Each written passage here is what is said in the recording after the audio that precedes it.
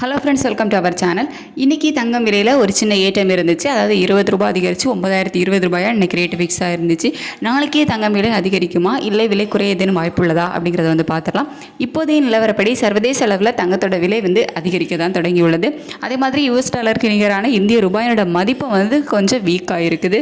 So இந்த மாதிரியான காரணங்களால் நாளைக்கு தங்கம் விலை அதிகரிப்பதற்கான வாய்ப்புகள் தான் இருக்குது. இப்போதைய நிலவரப்படி பார்க்கும்போது ஒரு ₹20 50 வரைக்கும் தங்கத்தில் விலை, 1 கிராம் தங்கம் ₹20 30 வரைக்கும் அதிகரிப்பதற்கான வாய்ப்புகள் இருக்குது.